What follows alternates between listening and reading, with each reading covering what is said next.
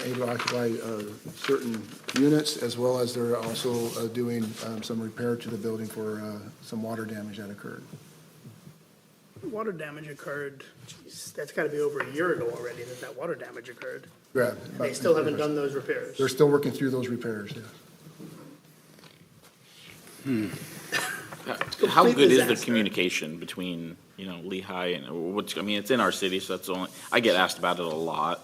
Yeah. That's why it's such a concern. I think it's probably, an eyesore isn't the right word, but it's kind of an eyesore being right on the freeway, and until we find a permanent solution, it will just be, and I am terrified that the state's not going to continue to fund it, and then what happens? So I'm. Communication, Lehigh staff is in constant communication with community economic development staff, as well as our community resource unit with Sergeant Landworm. They do try to set up the monthly community advisory meetings, but they're very sparsely attended. We also have had, with our economic development coordinator, Wesley's gone out with the manager of Lehigh and actually gone door to door and checked in on businesses and had some dialogues together to get some feedback.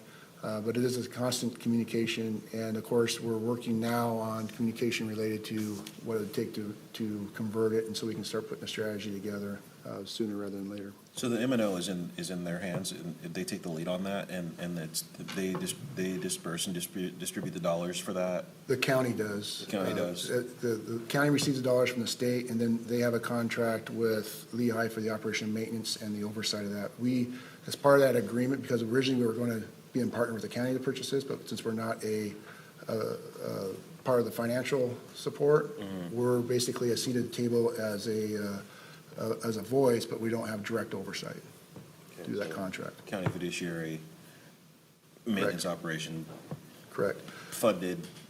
paid by the county writes a check, but Lehigh hires contractors. Correct. Hires contractors and their staff and provide the maintenance. And they also provide space in there for social providers to provide the support side of the operation. Okay. I only was asking for clarity because a year-long water problem is kind of a silly. You think? Yeah. And I'm also concerned, the businesses there, I've heard many, many complaints, and it's only been getting worse, especially lately, it's been getting a lot worse as far as the parking lots go over there. There's of course the Maple Court clientele, and then the others that aren't clientele of Maple Court, but they're coming and going and loitering in the area. We have done emphasis patrols and have a lot of contacts out there. We brought out the mobile outreach team. Some of the businesses are, their frustration. We've had these conversations with them and impacted.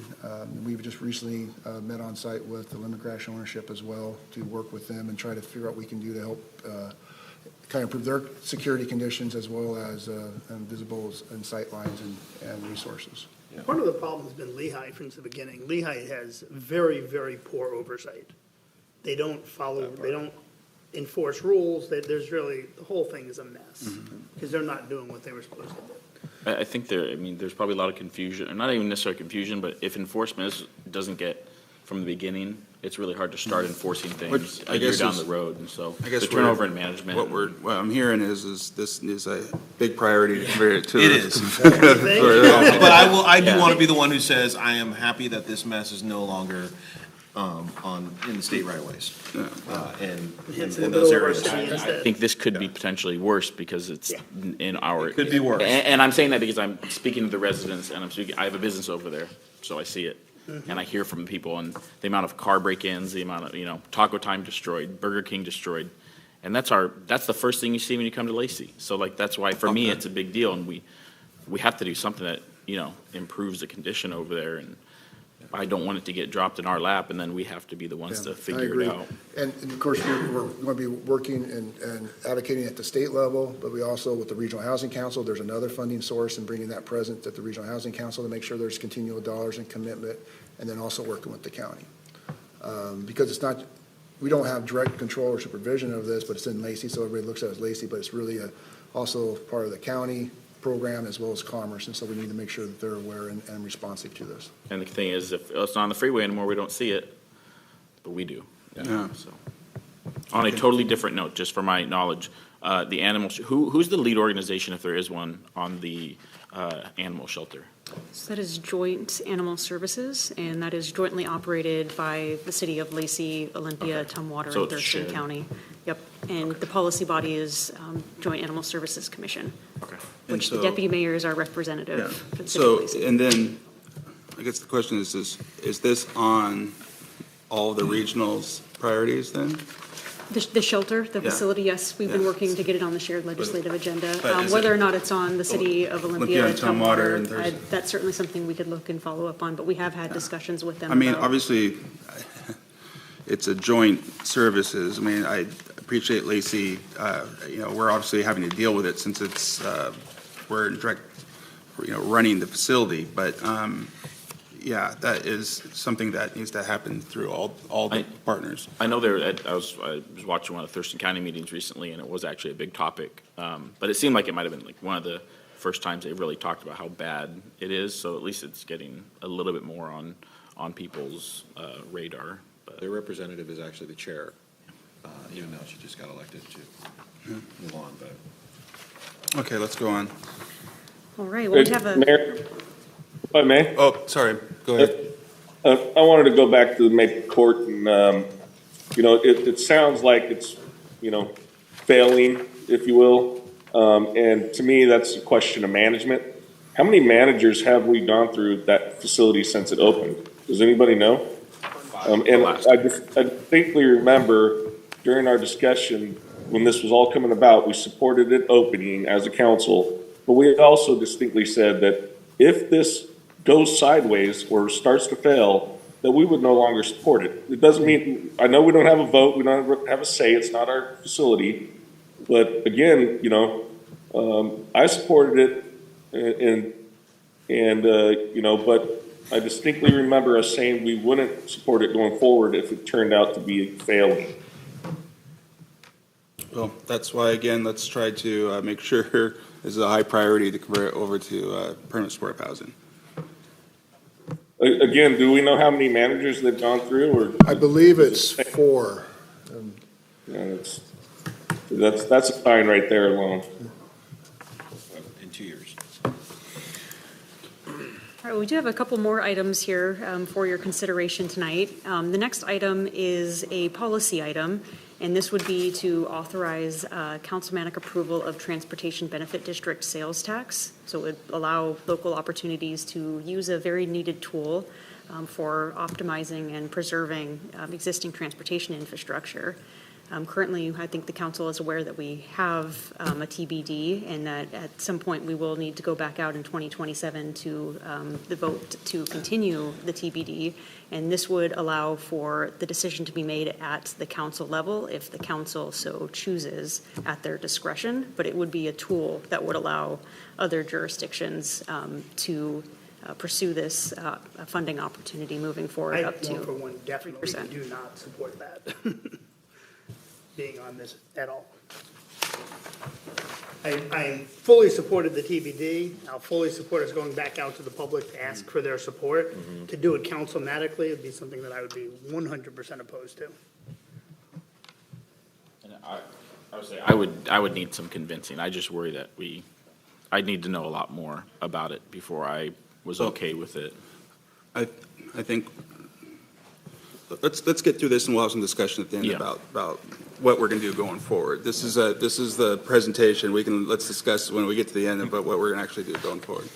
All right, well, the last couple items we have here, also policy items. The first one is on indigent defense. I know Troy has talked a lot about this throughout the budget presentation, but really what we'd be requesting is that there would be no changes to the public defense standards because of the severe impacts that they would have on resources, both financial and human resources.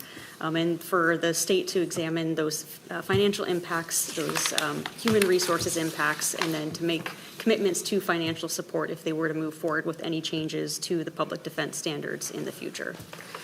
The other policy item is to continue funding for the Defense Community Accountability Account. This is something that has been on the agenda for several years now.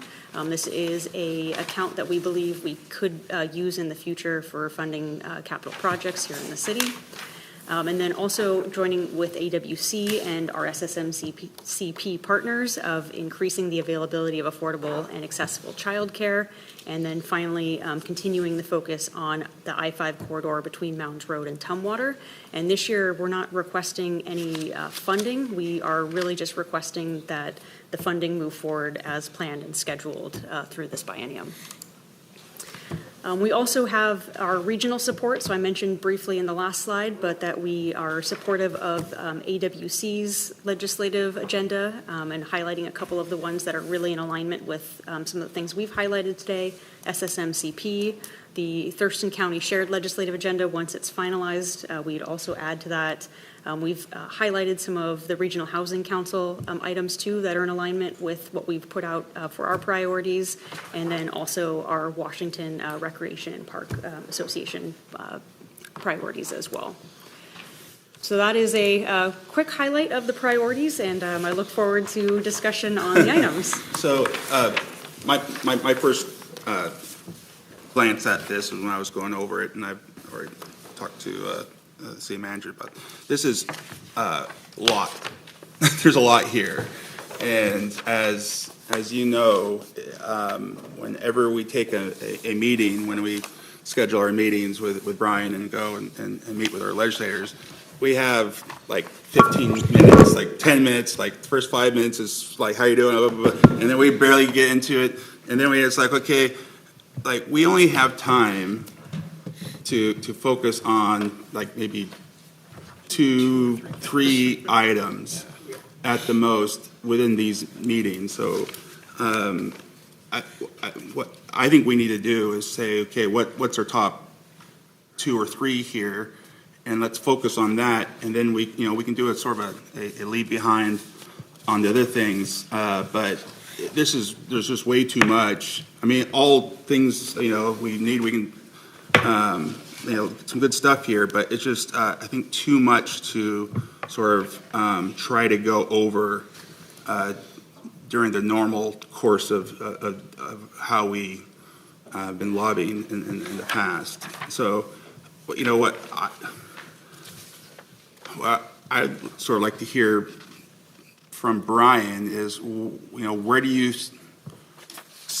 see within these priorities that we can actually get some movement on, that we should be focusing on our efforts when we go and doing some lobbying on the Hill? And I say we, it's usually me, and having to go up in there and work with staff to do this. So what are the things that you think we should be, that you think we can get some movement on? I mean, obviously the regional, the basic law enforcement academy, I mean, we've already put the work in last year. We set that up. We basically were told to come back next year. Everyone was supportive. We sort of lined things up. I think that is something that is so important. We built the dang facility. We need to figure that part out. That one, I think if we're gonna go to, I mean, it was pretty clear around this table that everyone has a pretty strong focus on the funding for, the long-term funding for supportive housing for Maple Court. I mean, I think that has to be a priority that we're pushing them for, because it's gonna be really easy for them not to fund that. Yeah. Between those two and the shelter, I think we've. Yeah, well, the shelter, I mean, I agree with the shelter, except like I want to make sure that we have the rest of the partners on board, that we're all in this together. It's not fair that Lacey has to take the lead on the shelter, although it's extremely important, I understand. Yeah, I mean, the 100 Park thing is really nice, and I think it's be a great addition. And it's not asking for a lot of money. It's something that maybe, with given the budget, I don't know. Brian, what do you think? I know we asked, but right, you have the insight. Wait, what do you think we can actually accomplish here? No, I appreciate that, and I wanted to stay silent because I think some of the work is a conversation, but I know what you're asking me is kind of what are some of the opportunities, and I think as I alluded to in my remarks, I think the capital budget seems to be an area where there is some opportunity there. So to the extent that we are looking for, whether it's some planning dollars for the animal shelter, whether it's for capital improvements for the Huntermer Park, those look like things that I think make sense to consider, because I think there's financial opportunity there. As far as kind of the political dynamic, I think we are not, as I mentioned, moving away from a need to focus on the intersection of downtowns, housing and homelessness, and the behavioral health crisis. So when we look at Maple Court, when we look at other things that kind of like hit those areas, I think those are important things and things that will have traction in the legislative arena. Childcare is another thing that I think resonates. So I think there are a lot of things on this agenda that we have at the staff level contemplated with that lens. And so I appreciate that there is a fairly robust and full menu in front of you. But we put them forward because we did think that they were thoughtful and strategic, and I appreciate the notion that we might need to think about how we focus on a particular item. They all clearly have some merit. I mean, If I could just jump in, maybe a couple of comments too, and I appreciate that, Brian. And I think, what we've tried to do was we took our kind of perspective of, what the recommendations would be with the numbers 1 through 4. And you can see on the front page too, we've got the 4 items I believe that you all have talked about. In addition, we've created some additional materials like a 1-pager or walk-away. And so we, can transition all of these pieces to the identified order that the council likes. But that was part of the contemplation, like Brian mentioned, that we were talking about, of trying to balance what is going to be an operational request, what would be a capital request, what could be more regional requests, and then those policy requests too, you can see are kind of in the inside of the manual itself. So trying to find that right balance of where does that attention lie. Yeah, I mean, I think when we're up there, two things that we need to be focusing on is the regional, the academy, train center, and the Maple Court. I mean, it's like we're only going to have so much time if we're just doing a blatant talk to our representatives. Now, if there's other opportunities to talk to chairs of different committees, wherever like that, we can go focus on that, on other specific issues. But I think our top 2 priorities would be the Maple Court and the Basic Law Enforcement Academy. So, Robin? Not directly relevant to the discussion of narrowing it down to our top 2 things, but I'm curious because in the report that's included in the agenda packet, there's a kind of an open section for Thurston County shared legislative agenda, and we've got a list there of the Regional Housing Council political priorities. I'm curious if there's space there to include things like the Thurston Planning Council legislative priorities, because I think there may also be some overlap between our interests and TRPC's. Yeah.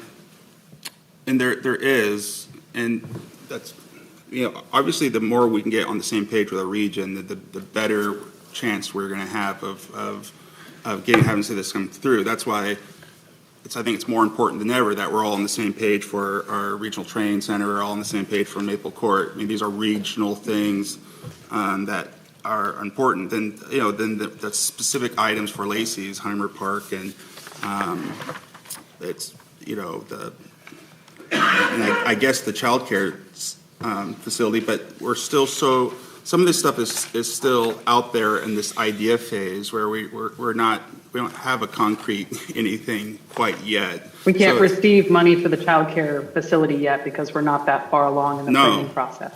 And then in the Transportation Benefit District, there's so many different organizations carrying that water. I don't think we need to carry that water on the Transportation Benefit District either. I mean, I think there's other organizations sort of carrying that water. So I don't necessarily think it's something that we necessarily need to do.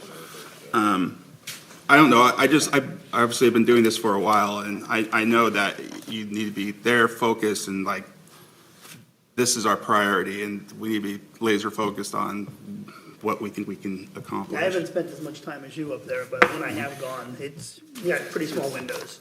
You certainly can't address all of this in the Yeah. time you get in front of the legislator. The reason I would personally highlight Maple Court first is because I think that if that doesn't get funding or doesn't get anything moved forward, we'll know pretty quickly, if that's one of their top priorities, Yeah. along with ours, and then we can actually start planning on what the future looks like. So, It's their commitment. Yeah. They did do this, and they did commit to doing this long-term. So they need to step up and put the money behind it now, because otherwise it's Lacey holding the bag for the poor decisions of the state and the county and everybody else. So what I think, it's, like I said, besides the Transportation Benefit District, which is, like I said, I don't necessarily think we necessarily have to have this. I almost feel like, and I have full faith that we can get that passed again, by the way. But I agree with. I feel like the next step almost needs to be talking to our upcoming Three Cities meeting in the county, see if we can get on the same page with them. Like, let's bring this forward, saying, hey, this is what sort of the outline. I know it's coming up real quick. We don't have a lot of time to sort of focus on, but if we can shift the focus to I think what we see clearly is our top two items for now, along with the capital request, and then we can do some leave behind, so at least we know where our focus is going to be as we're starting to talk to our legislators, and then hopefully we can have built some momentum with our regional partners on a lot of regional things here. Yeah. I just looked at our next Three Cities meeting is I know, December 20th. I know, it's coming up.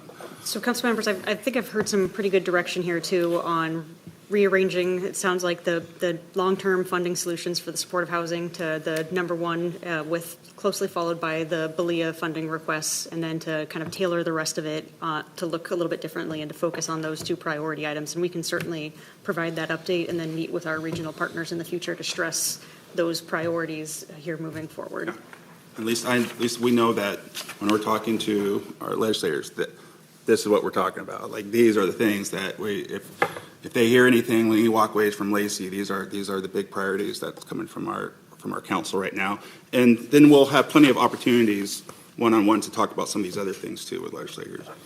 And I just also want to confirm that I think I heard that the consensus is to remove the current item number 6, which is the councilmanic approval from the agenda. Yeah, And so I'll make sure that I is think addressed that's- as well.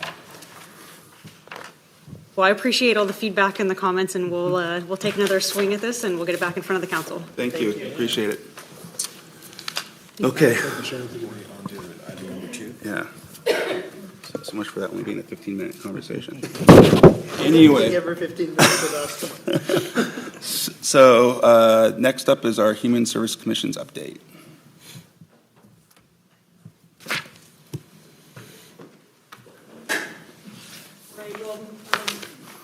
Good evening again, council. My name is on the agenda here, but it's really Michelle who is going to be taking over this item. But I do just want to highlight that, Michelle has now been here a year at the city of Lacey, and that time has flown. And since then, she has started, with the council's approval, the Human Services Work Group, and also done the 2024 Human Services Grant Program, and is working on our Human Services Needs Assessment. So Michelle has been very busy, and she's here to provide an update on the Human Services Commission. And so with that, I will hand it over to Michelle. Thank you, Shannon. Good evening, Mayor, Deputy Mayor, and council members. Again, Michelle Chavez, Human Services Coordinator for the City of Lacey. I'm here to speak to you tonight about having a discussion about the Human Services Commission. As you know, we've stood up a Human Services Work Group, but it was an ad hoc work group, a temporary 7-member work group, which we've had wonderful community participation and great expertise from our community members who are on that board. All of them have amazing expertise in human services and either lived experience, or they've worked for a nonprofit, or they've retired from a nonprofit. So we're really happy with the community participation that we've gotten from our Human Services Work Group. So I have about 11 slides here tonight, just a quick discussion. We don't have to make any decisions tonight, but I wanted to introduce this potential topic of a Human Services Commission that we had in your staff packet, the staff report in your packet. So 3 items to talk about: overview of the Human Services oversight needs in Lacey, look at comparable jurisdictions that we've taken a look at and how they provide oversight over their human services programming, and then discuss future options. I believe we had 5 options in your packet that you could look at for potential. So as you know, you were generously allocated $300,000 for our initial human services grant program, which we have now allocated out to the community, to the nonprofit sector, with the help of our advisory group and yourself, giving input on all of those allocations. We took steps in June of 2024 to become our own standalone CDBG Community Development Block Grant Entitlement Community, which would be getting our federal dollars directly going forward in 2025. That would be around $304,000. And then there may be other grant opportunities that we may receive or emergency funding allocations that we're not aware of. So again, oversight is these 2 initial pots of money, as well as any future unforeseen grants that we may become eligible for or may receive through the feds or the state. When will we know from that estimate to an actual what those dollars are going to be? I believe it's usually in the summer. Our reporting is due in July to the to HUD. Okay. I know that it's a population base plus some other factors as well, and our population keeps growing pretty exponentially. Typically, it's been in June, late June, that we receive the numbers. Okay. So our Human Services Work Group, through the resolution, they were set up to meet once a month or as needed through 2024, but not longer than 1 year to get the work done. Review all of the applications, which they have done, and make recommendations to the City Council for the funding allocations. Advise on a human services needs assessment, so that's what we're in the process of doing right now. Shannon had mentioned that. We're going to be going out and doing a lot of community engagement directly and bringing back, hopefully, some recommendations on priorities to the council in the future on how to prioritize human services funding.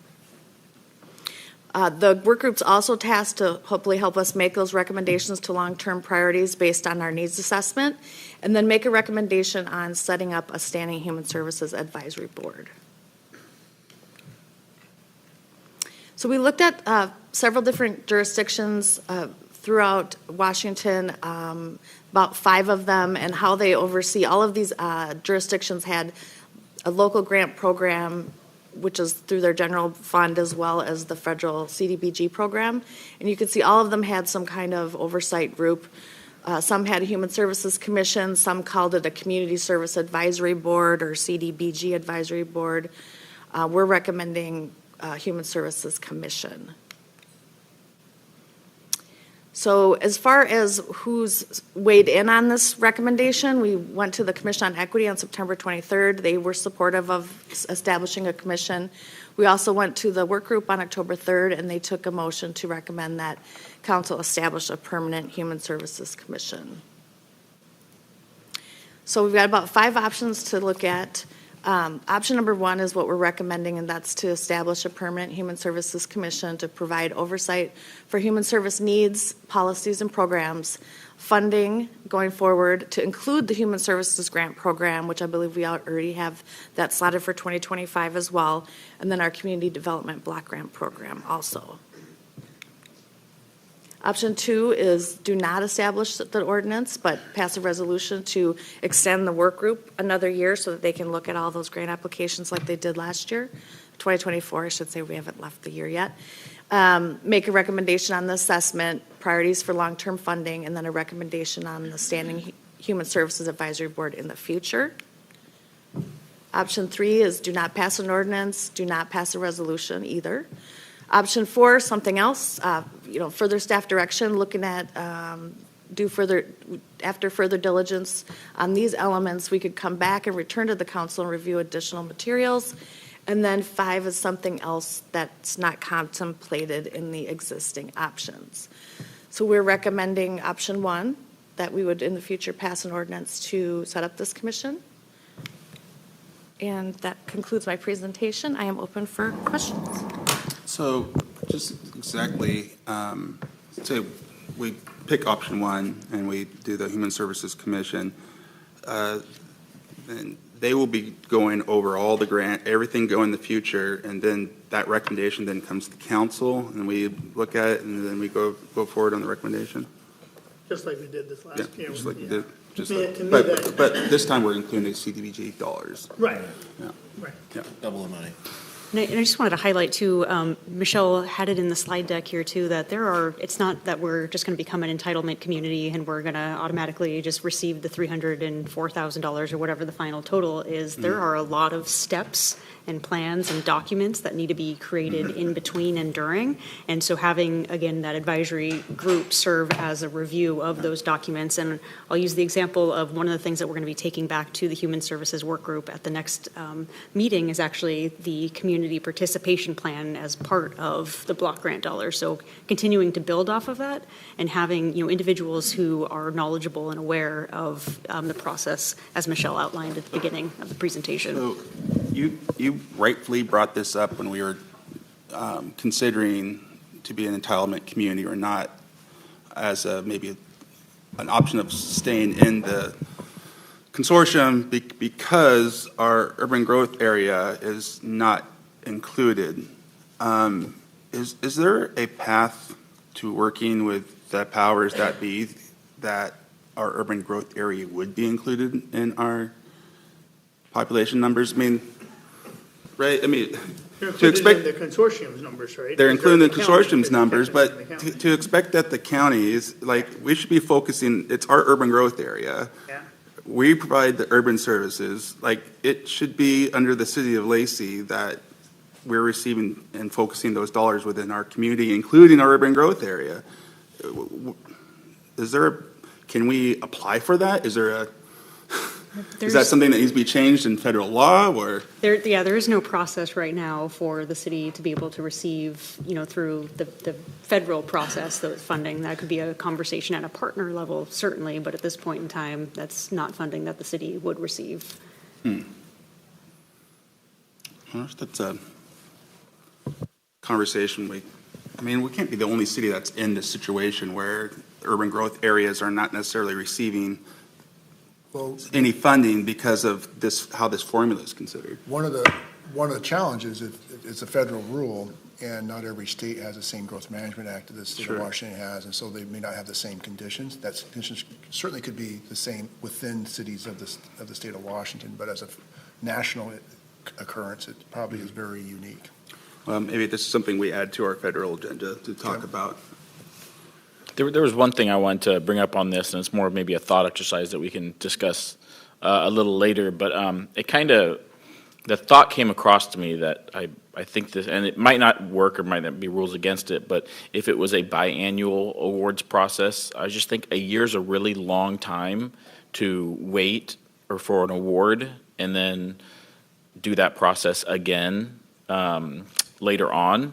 And so you might miss out on that window, or maybe you don't get the funding the first time, have to wait a full year. So I think at least we could maybe discuss it at the retreat or something, but a biannual system where this is a program that's kind of going on all year. The only problem is we're not talking about a ton of money. Yeah. And so you're spreading it out. I'm almost thinking it's better the other way around, where you're giving it out every 2 years for a 2-year cycle, because then their applicants will be receiving more money up front. Either or, I think, I don't are think you decent can. ideas. I don't Yeah. think you could do every 2 years, though, because you're going to get CDBG funds Yeah. every year, and you're going to have to award them.